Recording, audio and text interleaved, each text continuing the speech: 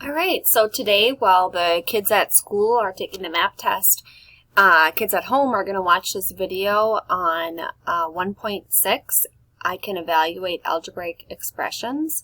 What you need to do is get your calculator, your notebook, and something to write with, and in your notes, write down 1.6, evaluate expressions. Okay, you can pause the video if you need to go grab those things, and we're going to get started by learning about evaluating algebraic expressions. We did some stuff on this on Khan Academy on the last Friday that we were together, so this is kind of a review. All right, you don't need to write this down because we already have this written down in our notes and in our vocab slides. The letter A has a value that can change, or any letter that you have is called a variable because it can vary.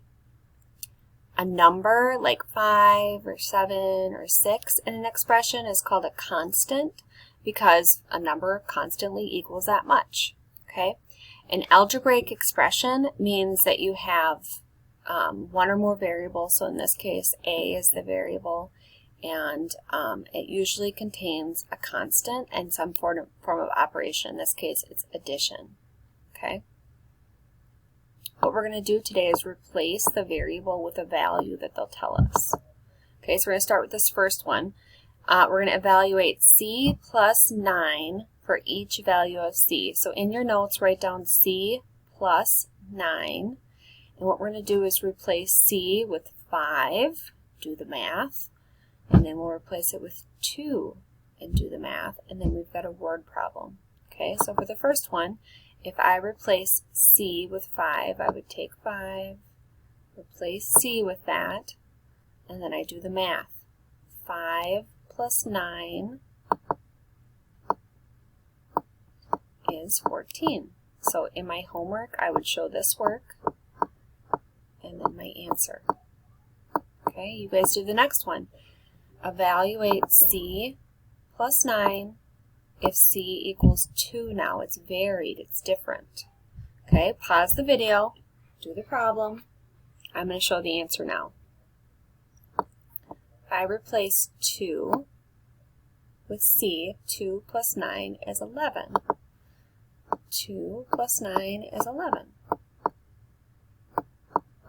Okay, next one. Vince wants 9 more candies than he has now. How many candies does he want if he already has 5? Well, what if he already has 2? We're going to write an expression where what he already has is varying. So the amount of candy he has right now is varying. Sometimes they said, what if he has 5 and what if he has 2? So I'm going to call it C for candy, and he wants 9 more. In math, 9 more is plus 9. And they're saying, how many candies does he want in total if he already has 5? So what if the amount of candies he has equals 5? Or what if he already has 2? Okay, so this expression here, this C plus 9, is exactly the same as this. And they said, what if he already has 5? And what if he already has 2? And this is just a situation to match it. So we would get the same answers. This is just a word problem relating that. He wants 9 more. Well, what if he already has 5? 5 plus 9 would be 14. And well, what if he already has 2? 2 plus 9 would be 11. So the same answers. Okay. I wanted to remind you that multiplication can look different and mean the same thing, and division can look different in algebra. So pause the video and copy this chart down. Multiplication can have nothing between the variable and the number, the coefficient. It could have a dot. Could have a parentheses touching, or a multiplication sign, and this is more rare. We usually don't see that. And this is just an algebraic example, so you can skip that and skip this. Okay, division could look like a fraction. It could be a typical division symbol, or it could be a slash. All of these mean q divided by 2. Okay? All right, so what we're going to do is evaluate the expression for the given value of the variable. So in your notes, write down 4x minus 3 for x equals 2, and s fraction bar 5 plus s for s equals 15. So write those two examples down, pause the video, copy those down, and we're going to do them. Okay, for the first one, it says 4x minus 3, and this part right here where it says for x equals 2, this is not part of the expression. They're just telling you that x equals 2.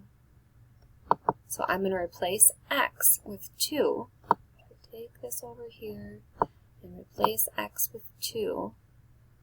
And that's not 42, it's 4 times 2. Remember, when the 4 touches the x, that means invisible multiply. Now I follow the order of operations. 4 times 2 is 8, and 8 minus 3 is 5. And this is how I show my work in my homework. Okay, and circle your final answer. All right, next one says s fraction bar 5 plus s. And they're telling you that s equals 15. So I'm going to replace, there's two s's, so I'm going to replace this s with 15 and this s. If there was another s, I'd replace that with 15. So now a fraction means division, so I'm going to do that first.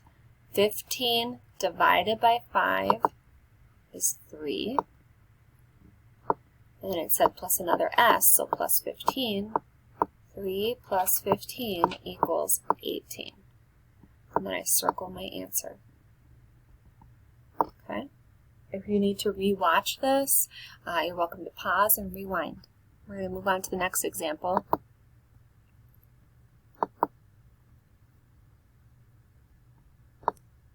All right, I've got two examples. I've got the directions say evaluate the expression for the given value of the variable. And A and B are really similar to the examples we just did. So I want you to pause the video and try to solve A and B on your own. Okay, we're going to do C together. So do A and B right now on your own, press pause and try it.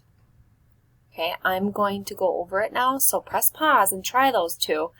And now when you're done, press play and I'll go over it. Okay, this one says x equals 3, so I'm going to take 3 and replace that. And I remember that's not 33, it's 3 times 3. 3 times 3 is 9. 9 minus 2, 7. So I got 7.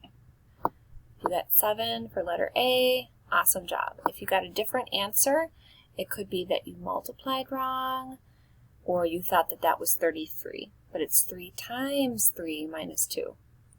Okay, next one, I'm going to replace all the r's I see with 12. R, R, whoops.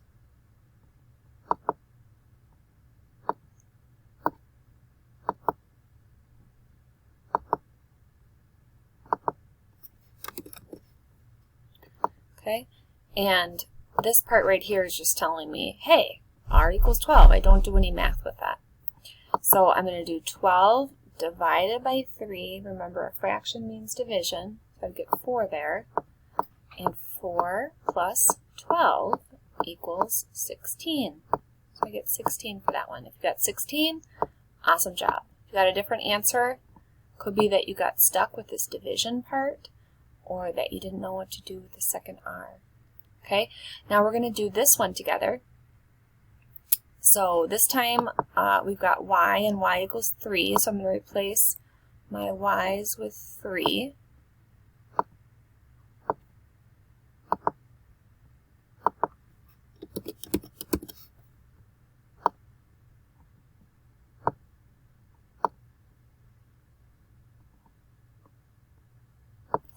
Okay, and this is not 43, it's 4 times 3 squared. And this is not 23, it's 2 times 3. All right, order of operations says do exponents first. So I'm going to do 3 to the second power first. It's not 4 times 3, then to the second power. It's just 3 squared first. 3 squared means 3 times 3, which we found up here, is 9. It's not 6, it's 9.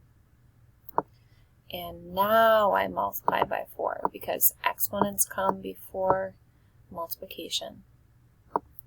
So my next step is to multiply 4 times 9 and then 2 times 3, just go left to right.